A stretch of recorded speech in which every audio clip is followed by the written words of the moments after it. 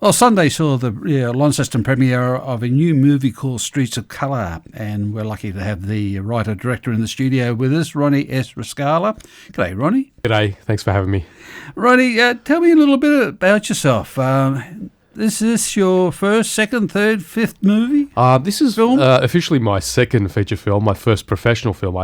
Years ago, I'd made a feature film that was an amateurish sort of student film, but this is my first forte into the professional, film game. And we've just had the Launceston premiere, which went really well. When you were talking about amateur film, was it your dream to always be a filmmaker? Yes, so from the age of about 4 or 5, my parents would say that I was obsessed with the moving image. I would be recording on my parents' Betamax video player back in those days in the 80s, and I would record films like Star Wars and Superman, all those sort of things. So when I told them in high school that I wanted to be a storyteller, a filmmaker, they weren't surprised because I was always obsessed, and I had hundreds of video cassettes recording all sorts of movies from TV. So it was always a dream, I like that you recorded in Betamax. There's not too many people would have been able to watch your movies because they all had VHS. Yes, I know, exactly. And at that time, VHS hadn't been released yet. So I've still got my Betamax video player, and I still have those tapes from when I recorded all those movies, so... Do you find that that early experiences had any influence on you with your main movie at the moment? Oh, most definitely. My dad was always into video technology, and he was a wedding videographer, so he always had a lot of equipment around. So as a kid, I would grab all these heavy video cameras with these heavy recorders that you had to take with you to record the event, and I would make short films with my friends as a young kid, like 5 or 6 years old, and I've still got those as well. Yeah. And so I guess that helped shape who I was as a person. But I mean, I've always loved stories and storytelling, so having the equipment too really helped me have an early sort of education, if you like, to making films. So you say yourself, you call yourself a writer-director. This film, Streets of Colour, you're the writer for it. Yes, that's right. And so is it based on anybody in particular, or is it based on observations? Or a little bit of both. So I always say it's loosely based on my own experiences growing up in the west of Sydney. So we try to sort of encapsulate a lot of the social issues that were going on, but also show the good side to living in the area too, because as much as there are problems in it, mainly the media demonizes the area for being because it is a low socioeconomic sort of area.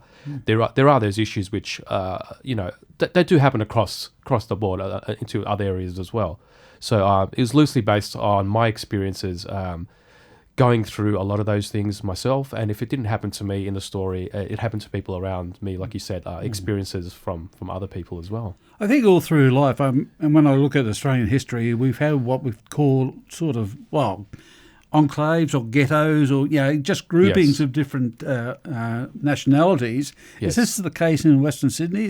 Yes. Is this the picture we see on television these days? Look, it's definitely an area that hasn't sort of had its day in Australian cinema. So a lot of people who have seen the film so far, and they've responded quite well to it, haven't had any idea that this sort of like lifestyle was happening out in these parts of Sydney. So I wanted to sort of put a spotlight on the good, the bad, and the ugly to show that as much as you have a lot of these social issues coming out of these areas, there's also a lot of big working class people who work really hard and like try to bring up their kids in these like I call demonized areas, but they also succeed as well. And the film has a very strong redemptive journey for the main character who goes through all these adversities, and as much as many people always try to blame environmental factors in terms of how they succeed out of an area, I wanted to show that it doesn't matter what background you come from, whether it's your ethnicity or background, or having generations of drug abuse or violence, that you can succeed through all that, and there's no excuses to use those environmental factors to say that you can't succeed. And there's no such thing as an archetypal situation. I mean, Western Sydney, North Shore of Sydney, people have perceptions of what it's like. That's right. Is it miles between, or the similar sort of issues?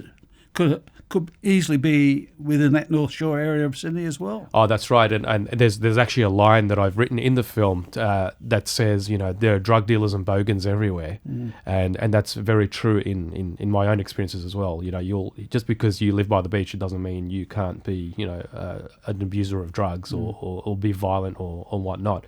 It's just it's because geographically you have a beach and it's a nicer area, whereas Western Sydney, apart from the Blue Mountains and we've got a beautiful Nepean River out there in Penrith where I come from.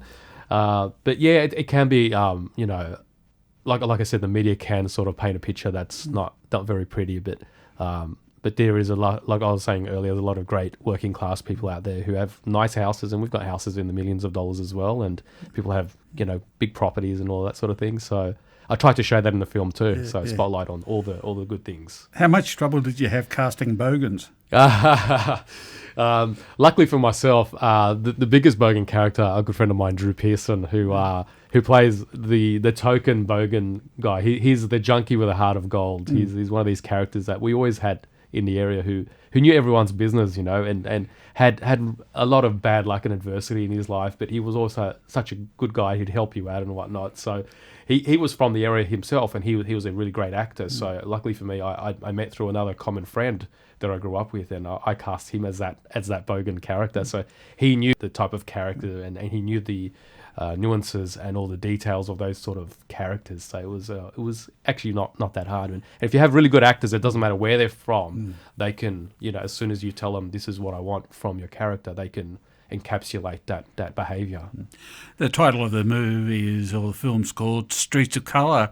The title might sound like a documentary, but it does document a sort of a lifestyle. Yeah, so the title encapsulates a lot of different things. So Streets of Colour, meaning the colour of people's skin, the colour of their culture and their different languages and their different ethnicities and different types of people. So yeah, that's what the title sort of captures all in one.